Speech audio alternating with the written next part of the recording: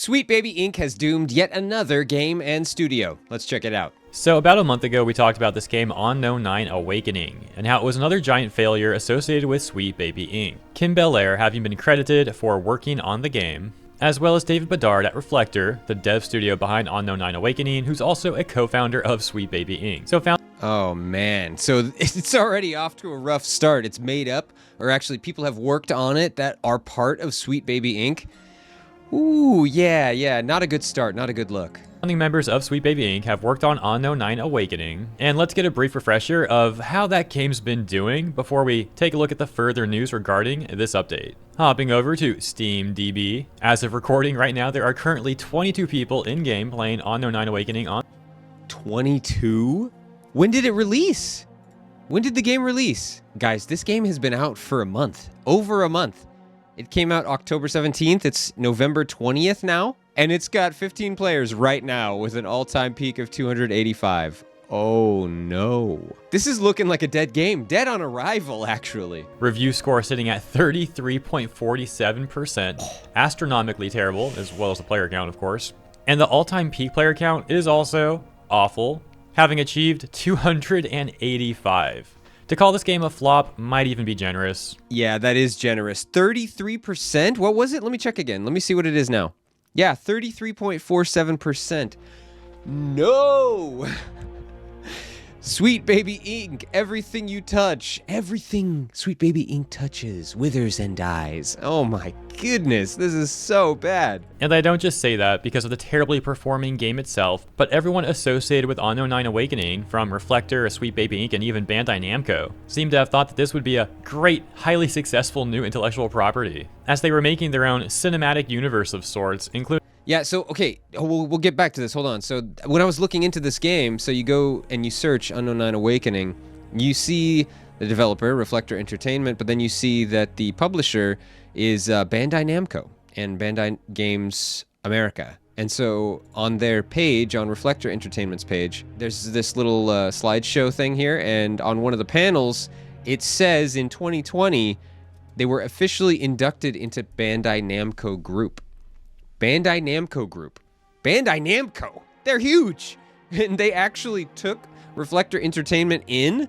They actually thought that this intellectual property was so worthy, that the studio was doing such good work, that they made it part of Bandai Namco. Oh man, they're taking big losses here. They actually brought on the studio and made it their own IP, and it is just tanking. Including various comic releases to go along with the game, and even a web series and scripted podcast. Oh, and also some novels, as you can see here. Got this. They were making their own universe. They were so... I bet this was Bandai Namco pushing it too. Maybe these guys had the idea, or maybe Reflector Entertainment had the idea, and they pitched it to Bandai Namco, and they were apparently on board with it because they had all of this lined up. Video game, comic book series, novel trilogy, not just one book, a trilogy.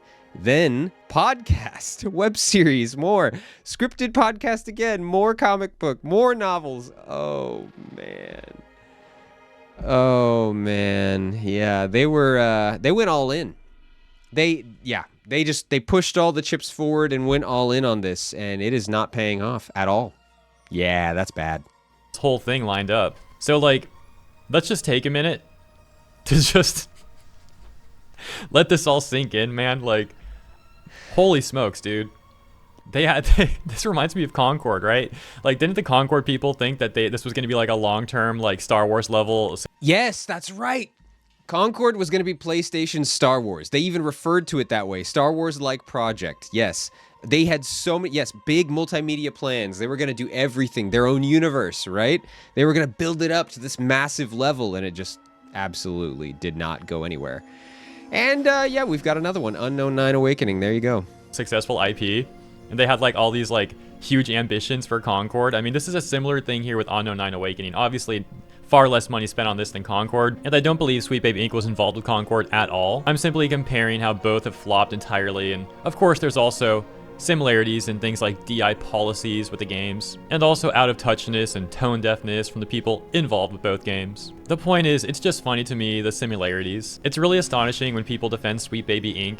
They always cite like 2 successful games that they worked on, that being Ragnarok and also Spider-Man. And the defenders conveniently never talk about the numerous, growing list of like extreme failures that Sweet Baby Inc. has worked on. I don't understand how studios actually keep referencing these people. How have they not learned? Again, just to his example, to Hirohei's example exactly, they have 2 games that they worked on that were successful. And the other list is just what? They've crashed, tanked, burned. All these IPs are just getting destroyed, and they're all working with Sweet Baby Inc. Guys, why? Why do we keep working with these people? They are not helping your game. You go to their website and it says that they work on narrative. They're so narrative focused. They won't even say outright like, hey, we promote, DEI stuff basically. And yeah, it's just any of these games that Sweet Baby Inc. touches, they go nowhere, right? They absolutely are going nowhere. And another point that I've brought up before is Ragnarok and Spider-Man had giant teams working on those games. In other words, SBI's involvement was probably kept at a minimum. Right. But the games that have like far smaller teams and therefore likely far more involvement from Sweet Baby Inc. Yeah, that's a good point. With these bigger studios and these bigger IPs, they have such a large team, and the involvement of Sweet Baby Inc., they probably kick over a script and just say, hey, we'll pay you to give us some pointers, whatever you think might be better for the industry or for gamers at large, and we'll take it into consideration. But they're not really super hands-on, They might get to write footnotes or something, and that's about it. That's their involvement. But for these smaller studios, like they're saying, like Hirohei's saying here, they might actually be brought on as full-on, like, hey, you guys are going to be narrative contractors, essentially. You're going to help us write the story because this is what you guys say you specialize in, and we need help. Maybe they're understaffed or whatever, whatever the case may be. We need more hands, more eyes on our script, so we'll hand it over to you guys. And whatever the case may be, it was obviously a mistake. Tend to be these, like, huge flops, man. And now in this situation, I haven't even finished everything because turns out Reflector is going through layoffs. Similar to Zhao, who worked with Sweet Baby Inc., who then had layoffs and then shut down their entire games division. I was just joking earlier that everything that Sweet Baby Inc. seems to crumble and burn games and studios, but that doesn't seem to have been an exaggeration now. There may be a little more truth to that than I thought. Apparently Reflector Entertainment now laying off people as well, and they worked with Sweet Baby Inc. on this game. Ah, man, when are these studios going to learn? Stay away from Sweet Baby Inc. They're not helping your games. They are ruining them. Please. It looks like Reflector is currently going down that same road. As that takes us to Eurogamer, who says, Unknown 9 Awakening developers report. Look at this character design. I mean, I don't even need to open up the game and run it. I don't even need to watch a trailer. Just look at this image, this character design. It's so... I don't know. They didn't even try to make the character look attractive or interesting. I mean, really, it looks like a knockoff copy of the actress from The Witcher. It looks like they were trying to model this character after her, and they just did a really, really bad job. I mean, I don't know what is going on. It's so out of touch with gamers, like this character design. It's like, okay, we go for this kind of higher fidelity approach, but then we're not going to make the character interesting or attractive or anything to make it appealing to players, male or female alike. Girls like attractive players too, or attractive characters too. So I mean, it's weird choice making. Layoffs. Reflector Entertainment's debut launched last month, and already they are now laying people off. Staff members who worked on Unknown 9 Awakening report layoffs across the team at Canadian outfit Reflector Entertainment. Okay, I just did a quick Google search, and apparently it's anywhere from like 51 to 200 employees that Reflector Entertainment has. But yeah, if they're already laying people off, that is bad, man. I mean, it's not a huge studio to begin with, and you're laying people off. It's not looking good. It's not looking good for the studio. Jobs lost include roles within Reflector's art, marketing, narrative, and quality assurance teams. Game developer reported Unknown 9 Awakening launched last month to mixed reviews on Steam, where it sits with a mixed rating. Less than 100 players have rated the game. The game was also meant to act as a central point for the franchise as a cross-media brand. Just this week, a second season of Unknown 9 Out of Sight tie-in podcast was launched, while the fourth issue of its graphic novel series Unknown 9 Torment arrived. There's also a web series, Unknown 9 Passage, which you can go watch on YouTube. We also have a quote that reads, "Unfortunately, I was affected by the layoffs at Reflector Entertainment, which means I'm currently looking for a job as a narrative designer or game writer. If you hear of any opportunities, please let..." That sucks, man. Sorry you lost your job, but apparently you didn't write a good story. I mean, the proof is in the pudding, right? If it's not a good game, not a good story, you know, the story would be a big part of the gameplay, I would think, for this type of game for gamers. And if it's not adding up, you know, that's just what happens. Write better games, write better stories. Oh, okay, you know, it sucks to lose your job, but you gotta do a good job or you don't keep it, you know? Let me know, one staff member who lost their job wrote. Eurogamer has contacted Bandai Namco for comment. They also mentioned that the protagonist Haruna was played in the final game by Anya Shalatra, aka Yennefer, in Netflix's The Witcher, and it was the first project from the I was joking. Or, you know, I was messing around, right? Like just saying, oh, haha, it looks like they're trying to model it after her. That is so bad. That is so bad that they actually had the actress, like, they were working with her, and they made the character look so bad. It doesn't look like her. It doesn't even look like her. They couldn't even get the main character's model right to look like the person. Come on. That's bad.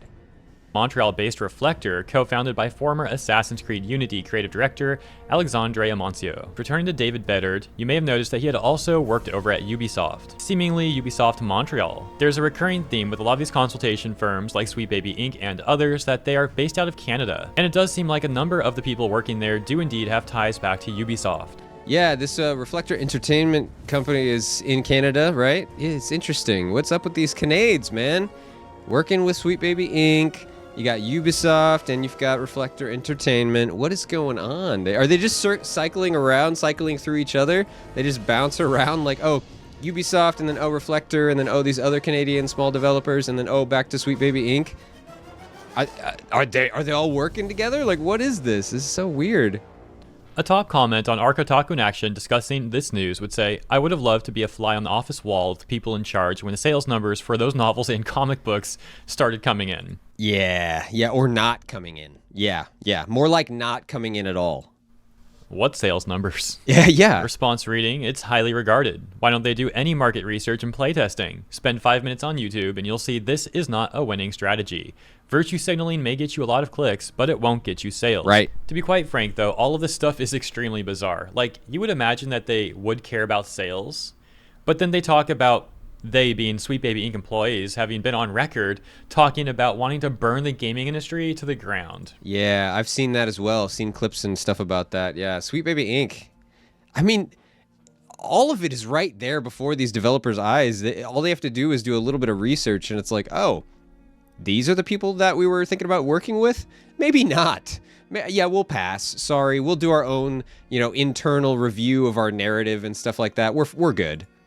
On top of that, we've seen how a number of these consultation firms and their associates have been grifting off of government money, attempting to use DI as a way of achieving ESG metrics, which helps them secure said funding. It's all extremely bizarre and corrupt, and clearly these people really shouldn't be in the gaming industry. They have no passion for games or gamers. As a matter of fact, lack of passion is an understatement.